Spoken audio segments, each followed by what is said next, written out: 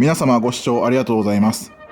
今皆さんにご覧いただいているこの景色は中国遼寧省丹東にあります両奥港という川、これ中朝国境の川でございまして、この橋を渡って北朝鮮とつながっている場所です。前回の動画でお届けしました通り、大阪関西空港から中国の大連に入りまして、そこから列車で移動してきてこちらの丹東に入りました。で、今ホテルにねチェックインしたんですけど、こちらのホテルがこの北朝鮮の目の前にあるホテル、川を挟んでですけどね、川幅400メートル、この先400メートルしか北朝鮮と離れてなくて、皆さんにも今北朝鮮の街が見えてると思います。ちょっとズームしてみます。ここにちょっと来てみたかったのと、あとね、北朝鮮に最も最接近できる場所って言われてる場所がここなので、一般の人が行けるね。はい、こんな感じでございます。生の北朝鮮です、こちらが。今回こちらに来た理由なんですけど、もちろん北朝鮮をね、より近くで見てみたいと。以前に私のチャンネルでね、オドゥサン平和展望台、カンファド平和展望台とか、要は韓国側から見る北朝鮮っていうのをね、動画でお届けしたことあると思うんですが、今回は中国側からより近く、しかもね、中国側の方が、緩いんですよね。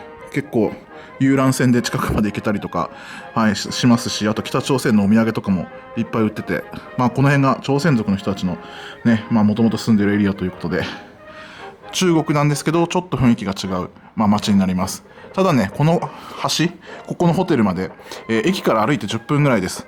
そこに高速鉄道、いわゆる新幹線もね、来てるということで、この川を挟んでまるで別世界なんですよね。近くにはケンタッキーとかスターバックス、西側のね、お店もいっぱいある中で、すごいなっていう感じしませんか？それで今言った通りですね、ホテルにチェックインしたところです。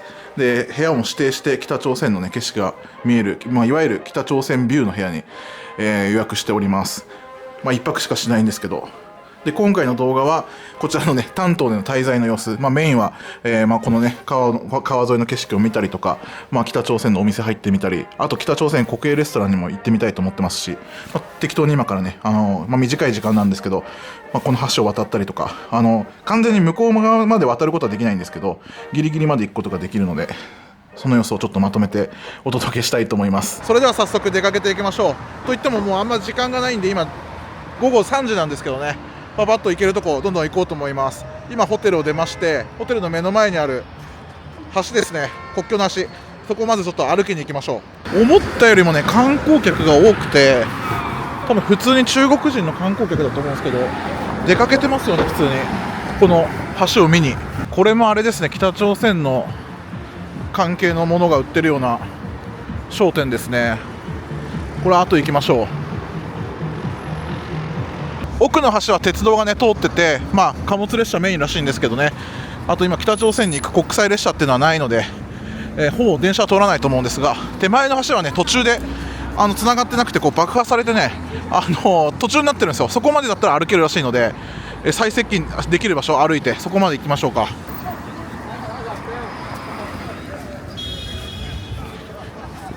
信号がないね、結構怖いね。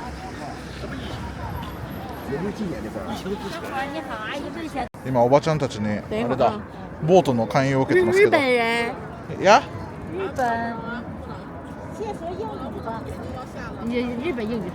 チマチョゴリ来てる人たちもいますね。とりあえずこの橋を渡りたい。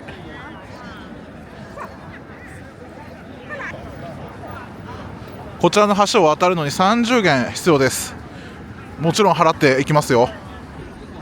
いや、実にいい商売ですね。この橋を歩いて渡るだけで30元、600円お金取ります記念になるからね、絶対来ようとは思ってたけど。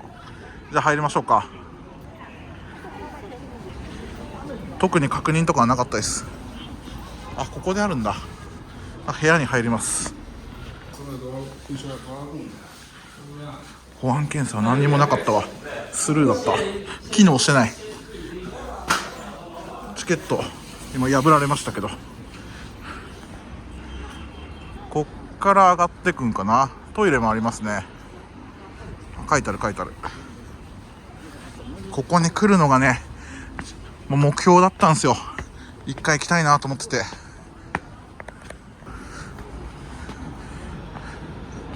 対空砲ですね。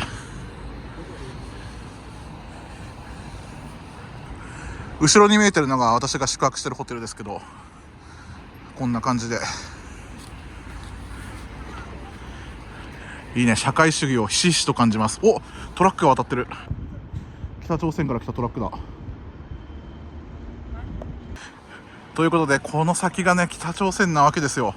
途中で止まってはいますが、橋は、すげえ。韓国側のね北朝鮮が見える場所とか行くと、大体写真撮っちゃダメだとかね、もう結構厳重なんですが、ゆるゆるです。もう皆さん写真撮ったり動画撮ったり生配信やってる人もいますね。渡りますよ。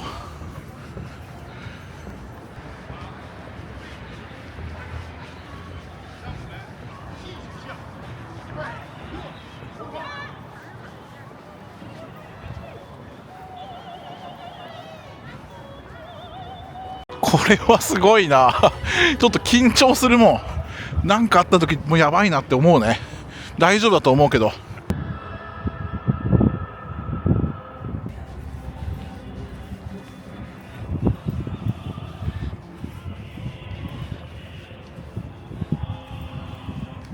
橋の先ですよね。先端まで行くと多分マジで北朝鮮超近く見れると思います。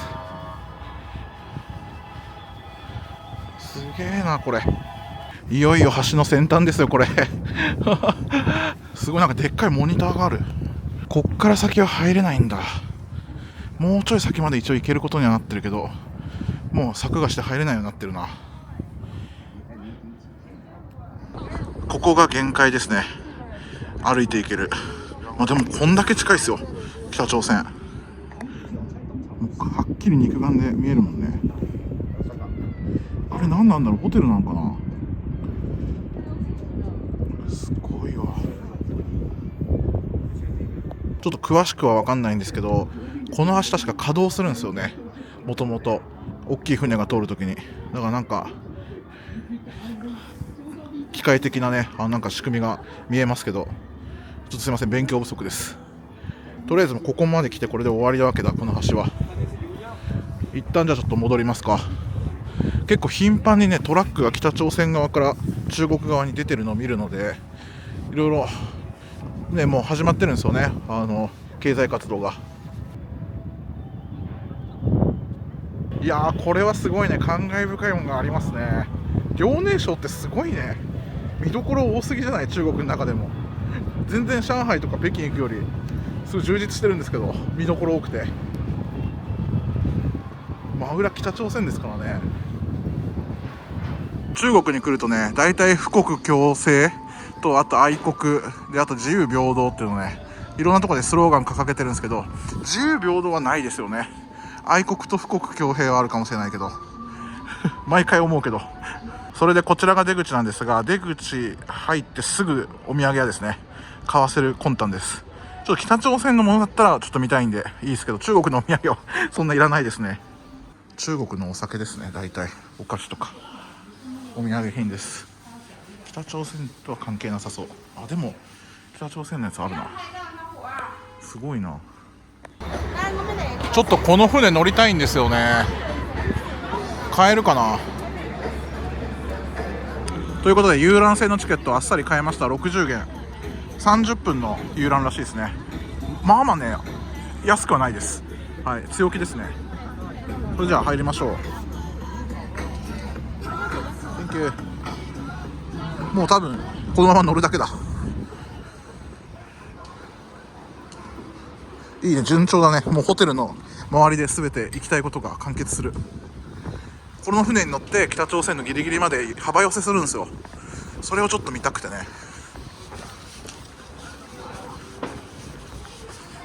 あのおっちゃんに見せるらしいチケットを。結構混んでるんかなと思ってガラガラだ。何なんだあの周りに集結してる人たちは。乗る人かと思った。よいしょ。いつ出発するのか知らないけど乗れって言われたから来ましたけど、なんか汚いんだよね。ゴミだらけだ。そういえばさっきホテルでね、この船のなんか斡旋みたいな人がいて、もしかしたらホテルでの人に頼めばもうちょっと安かったかも。でもまあ60元ですから、ね、1200円からまあ払えって話ですが、もしかしたら50元ぐらいになったのかも。なんかディスカウントって言ってましたからね。はい、とりあえず30分ほどのこの遊覧に乗って、で戻ってきたらちょっとご飯を食べようかな。今日はね、電車の中でお菓子食べただけで今腹ペコです。できればね、北朝鮮レストランに行こうと思ってるんで、はい、それの韓国飯っていうか朝鮮料理食べようと思います。前回ロシアで食べたぶりですかね。なんか定期的に北朝鮮レストランに私行ってますよ。一応ね、私の知り合いの方が、ね、この船ね乗ったことある人がいて、担当旅行した人がいるのでいろいろ聞いてきたんですけど、この船ね、夜もねなんか夜景を、その担当側の夜景を見るのに綺麗だって言ってましたけど、北朝鮮側ねほぼ電気ついてなくて真っ暗なんで、北朝鮮みたいなら明るいうちに乗った方がいいよって言われたんで、今もう時間が15時45分、最後ぐらいじゃないですかね、明るく見れるのが。はい、これだけガラガラなのに私の裏にちっちゃい子供が来ましたピンポイントで席をね反対側に変えました。船がこう行ったらこっち側の方が北朝鮮先に見えそうなんで、両方同じか。突然ガイドさんが乗ってきていろいろなんか双眼鏡で説明をしてくれてるんですけど、よくわかんないです。お客さんもなんか増えました、それなりに。ということで船のエンジンがかかりました。間もなく動くのかな。それでは船が動き始めましたね。一応ズームがしっかりできるカメラで北朝鮮側を見てみたいと思います。双眼鏡はね今聞いたら有料らしいです。はい、10元必要。これでも外国人だから言ってるかもしれない。中国人たち払ってるの今見てないけどね、現金で渡してんのかな。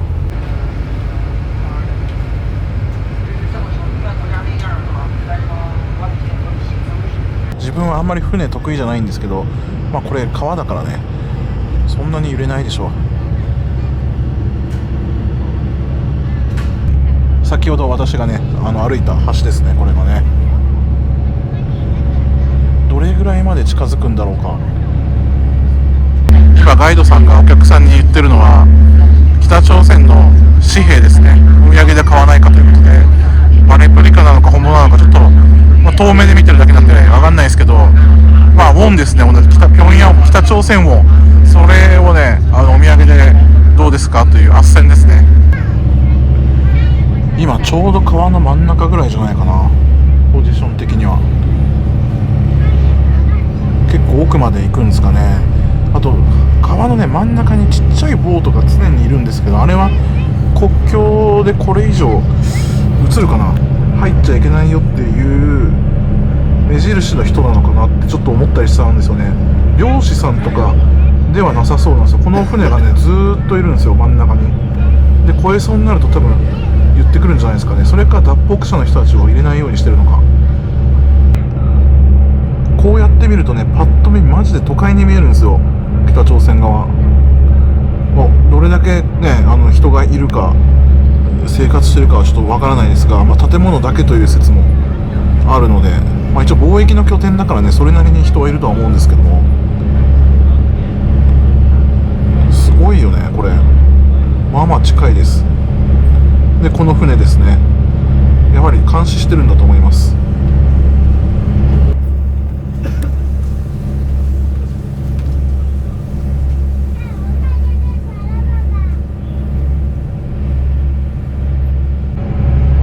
皆さん必死になって双眼鏡で見てますけど、ちょっと自分はカメラ持ちながら双眼鏡無理なんで、このズームで見てます。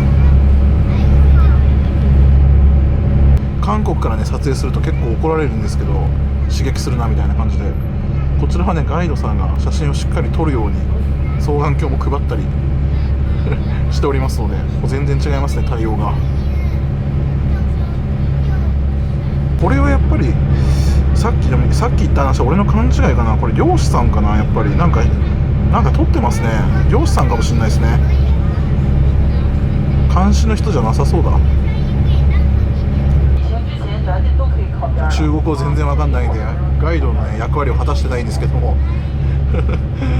一生懸命なんか説明はしてくれてますね。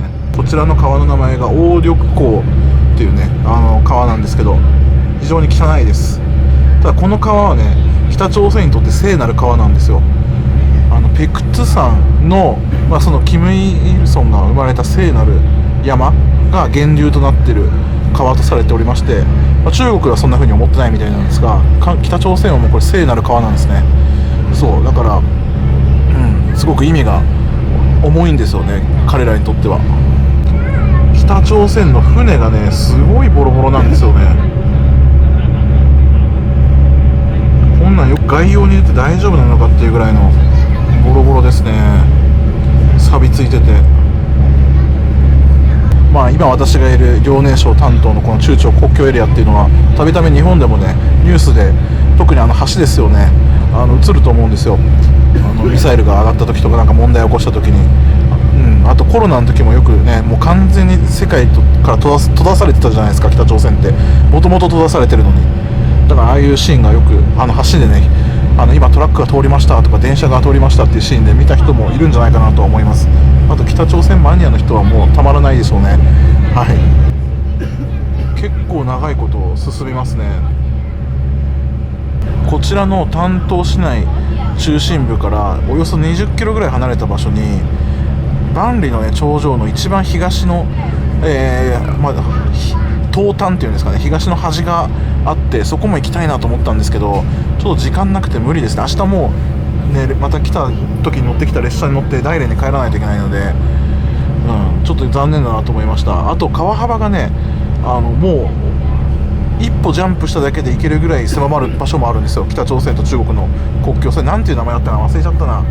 そうワンステップなんちゃらって英語では言うらしいんですけど、一歩ジャンプして入ったらもうそこは北朝鮮みたいな、それぐらいの、目の前川のこの川ですよの幅の国境もあるらしいんですよね。それもまた次回行きたいですけど、ちょっと、厳しいですね今回は。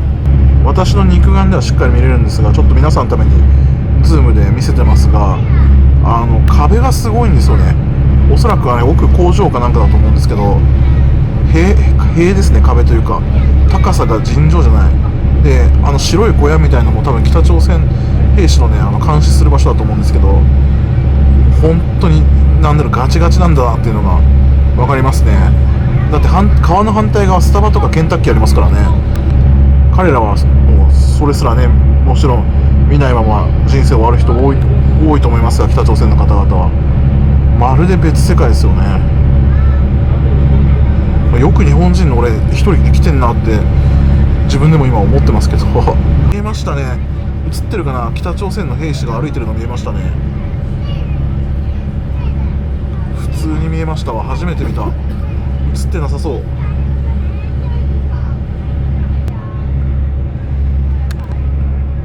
これあれですね、センターポイントです。でも人がいるの見えますね。作業員でしょうか、船の。北朝鮮人たちですよね。もしかしたら中国の人かもしれない。この辺はやっぱり貿易の拠点なので、中国人が出張で行ったりとかしてる場合も多いと聞きましたし、逆にね今の丹東側にもおそらく世界で一番北朝鮮の方がいるんですよ、出稼ぎで。そういう風に聞きました。うわーすごいね、もうこんなくっきりだいぶ近くなりました。川幅が狭くなったんで多分ねもちろん中間ラインも寄りますから、すごいね、がっつりだ。かなり近いですね。かなり近い場所から北朝鮮見えてます。船の老朽化がすごいな。船が今旋回してるんで、もうこれで終わりかもしれないですね。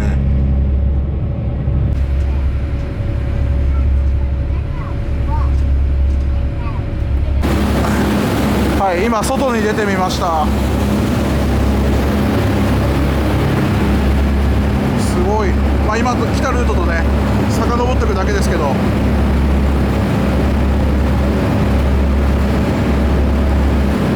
生北朝鮮だ。これで終わりみたいですね。今見てる方はこれは丹東の町の方ですが、もう雲泥の差がありますね、都会レベルの。なかなか貴重な体験ができたと思います。正直乗れてよかったかなと思いました。この後も下船ですね。あっという間でした。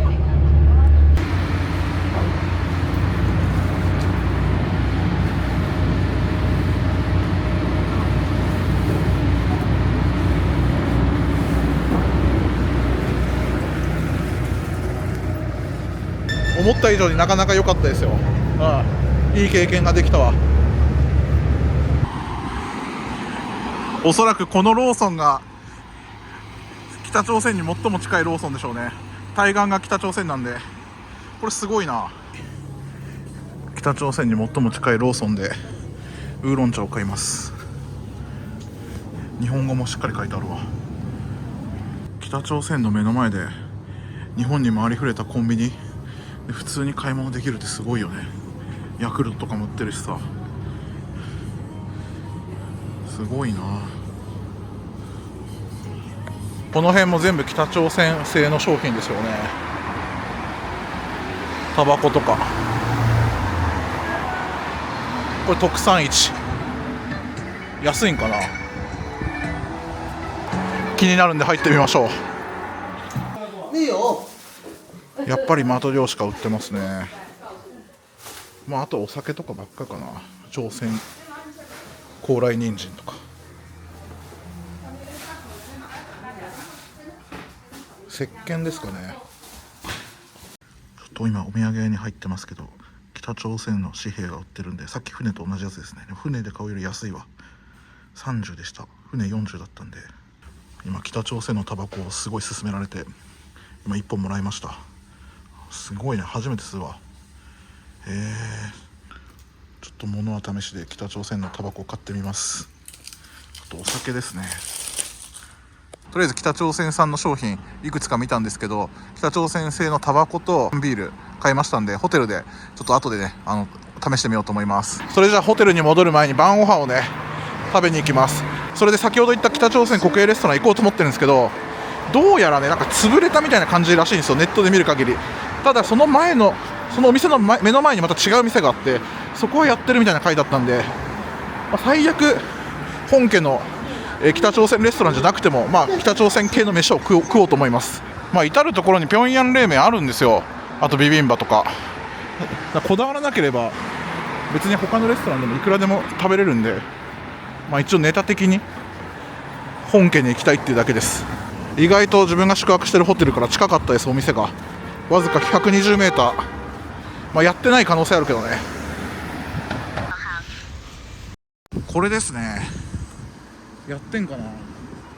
前方即将到達目的地。閉まってる。でもやってるわ。入りましょう。はい、宮廷冷麺ありますね。ということで北朝鮮レストラン入りましたけど、お客さん俺一人だけです。ちょっとね空気重いですね。ロシアみたいにウェルカムじゃなくて結構厳しめです。顔もツンケイしてて態度悪いです。お店の中はこんな感じです。ドリンクはコーラと飲みました。裏のお茶はね、これ多分勝手に置かれたけどお金取られるはずです。それで飲み物は今コーラを頼んですぐ来たんですけど、一応ね平壌冷麺と、牛肉の炒め物みたいなやつ、それ頼みました。他もいろいろあったんだけど食べきれないかなと思って一旦それで抑えましたけど、早く決めろみたいな、もう圧がすごくてプレッシャーが負けました。一応ですねステージとかもあるんですよね。今日はやってなさそうです。お客さんもいないですし、めちゃくちゃ豪華なんですけど、別だ。麺と具材が、肉もすごい量がありました。で野菜に巻いて食べるんだ。すげえ。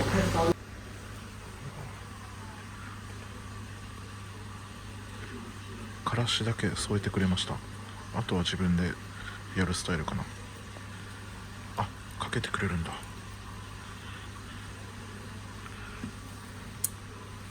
全部やってくれるんですね。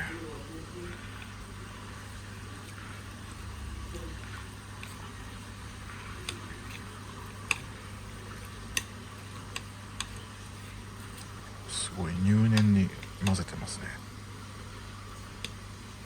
でこいつをぶち込むんだ。これが北朝鮮スタイル。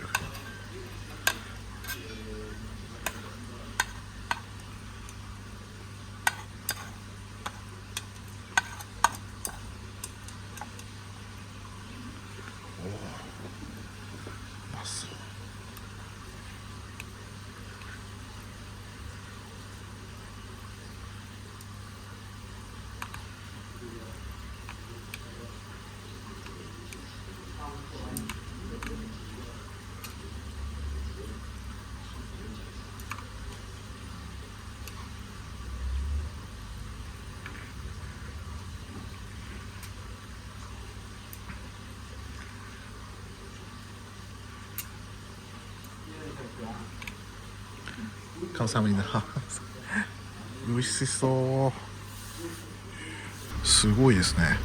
動画撮ってても何も言われなかったですわ。うまそう。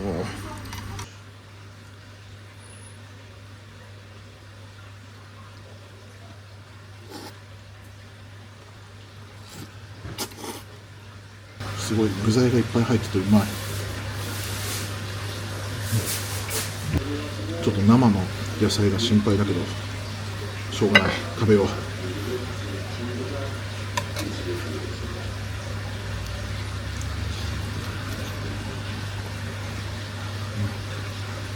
ということで食べ終わって出てきました。普通にうまかったですね、味はね。一回潰れて違う形態でやってるのかもしれない。中はバリバリの北朝鮮レストランでしたけど、まあ愛想は良くなかったです。はい。あとデリバリーもやってるんだね。なんか一生懸命お弁当みたいなの作って渡してました。中にいる女性のスタッフはね、もう完全に北朝鮮人ですけど、バッジはつけてなかったですね。そんな感じのレストランでした。それで部屋に戻ってきましたけど、あれなんだ、この中朝国境の橋、イルミネーションみたいにこんな風になるんだね。ライトアップされるんだ。知らなかった。北朝鮮側までちゃんと明かりついてますね。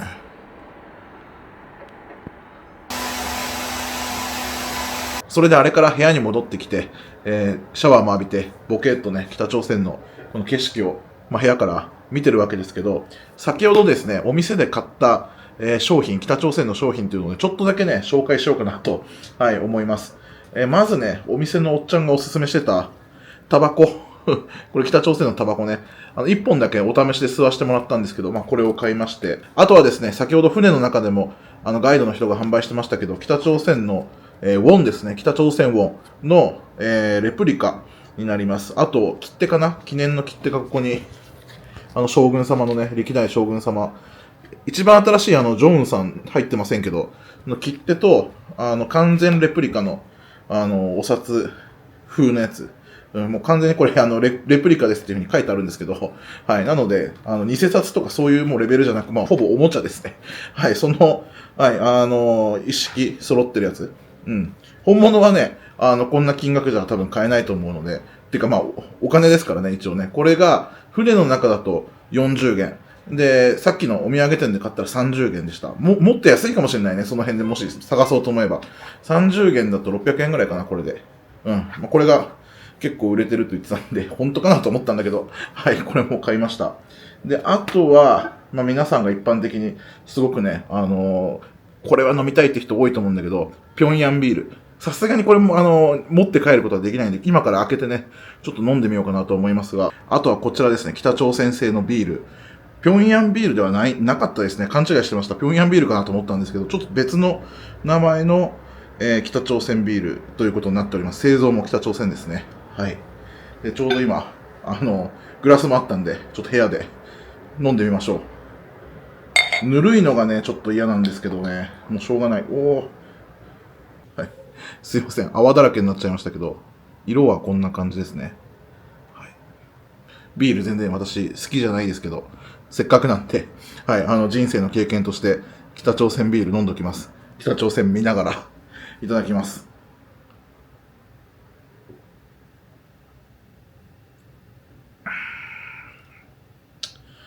どうなんかな、皆さんビール飲む人の見解がわかんないけど、俺が飲んだら普通のビールです。うん、日本のビールに比べたら苦味が少ないかもしれない。ビール好きな人が飲んだら味気ないかもしれないですね。はい。そんな感じです。ぬるいのがちょっとね、余計にダメだよね。こんな感じです。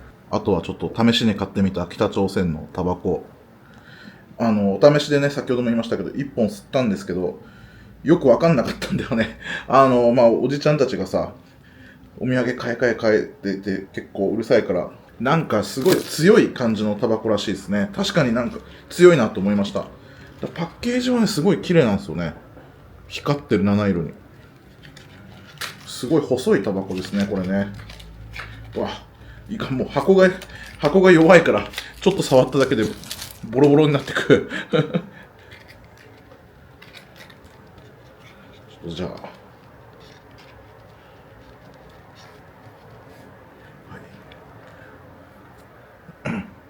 こんな感じですね。せっかくタバコが吸える部屋なんで、ちょっと吸ってみましょうか。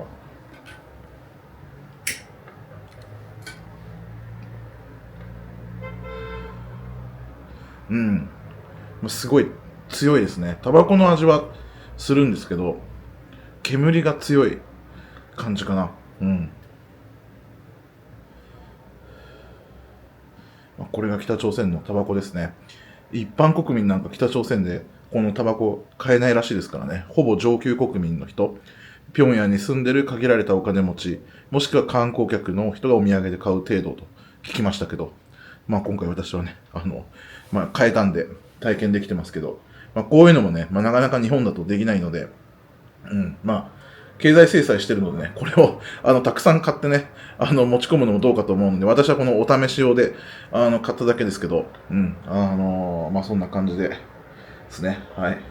まさか北朝鮮のビールを飲みながら、北朝鮮のタバコを吸って、北朝鮮目の前のね、ホテルに泊まる日が来るとは思わなかったですけど、以前ね、ちょっと行ってみたいなという気持ちはあったけど、なかなかコロナでもできなかったですし、今回はちょっと意を決して来てみました。こんな感じで弾丸ではあったんですが、中朝国境の町丹東に来て、今ね、ホテルにいるんですが、明日また大連に戻らないといけないので、もうそろそろ今日はもう寝ようと思います。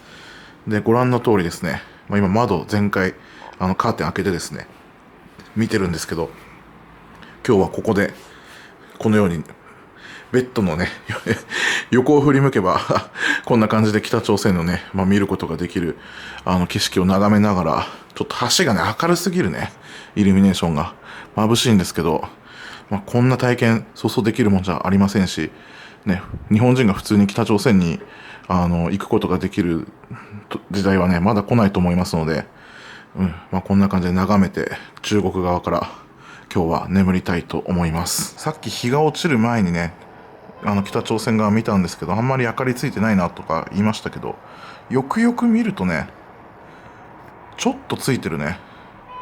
あれホテルなんかな、やっぱり。まあまあ明かりついてるわ。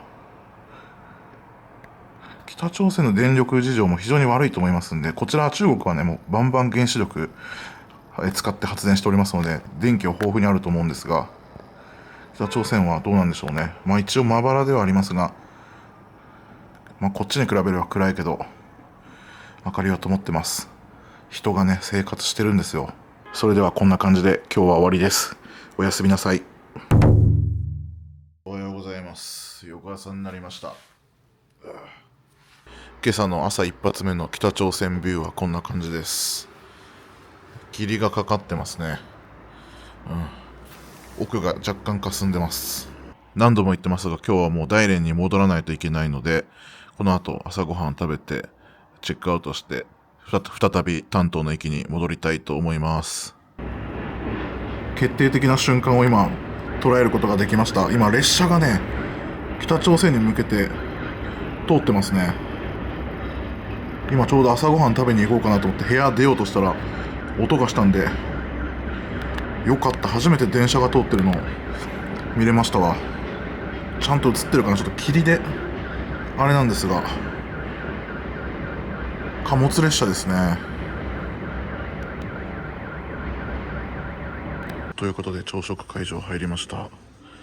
すごい豪華なんですけど何これ、マリオットとかに負けてないぐらいおかずがありますね。揚げパンとかうまそう。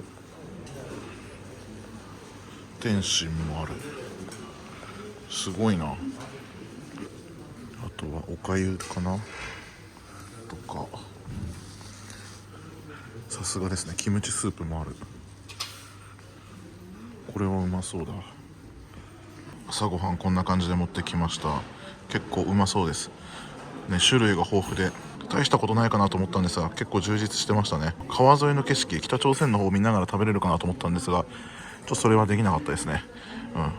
閉鎖されてました、窓側の席が。はい、こんな感じです。はい、いろいろ野菜炒め系もいっぱいあるし、肉類もありますね。卵もエッグコーナーありました。はい、北朝鮮が近いからね、朝鮮系のこういうスープとかもうまいですよね、きっとね。こんな感じでちょっとサクッと食べてホテルをチェックアウトします。ということでホテルチェックアウトいたしました。丹東駅の方にですね、戻ろうと思います。この後9時44分の列車ですね。あと1時間20分ぐらい、歩いて駅まで行きます。今後の人生でそうそうここに来ることはもうないかもしれないんで、この丹東のね、中朝国境の橋、このエリア、この雰囲気をちょっと目に焼き付けておきます。駅まではあと2分ぐらいですかね。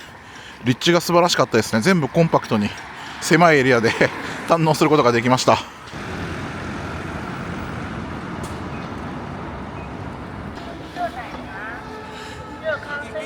ということで丹東駅到着しました。ということで今回は中国丹東、中朝国境の街で北朝鮮をね間近に見てみるということで、この動画お届けしました。今までの経験の中で一番北朝鮮に近づいた日だったかなと思います。はっきりとね対岸の街とか人が動いてるのもね肉眼で双眼鏡なんか使わずに見ることもできたし、すごい貴重な体験をしたと思います。こちらの高速鉄道の丹東駅、先ほどのね国境、中朝国境の川まで歩いてね10分ぐらいで行けるんですよね。すごいよね。北朝鮮ギリギリまでこういったね、今の高速鉄道の駅が通ってるっていうのはすごいなと思います。今回の動画は一旦ここでおしまいです。皆さん高評価、グッドボタンと感想をコメント欄に書いていただけると嬉しいです。次回この続きもお楽しみに。ご視聴ありがとうございました。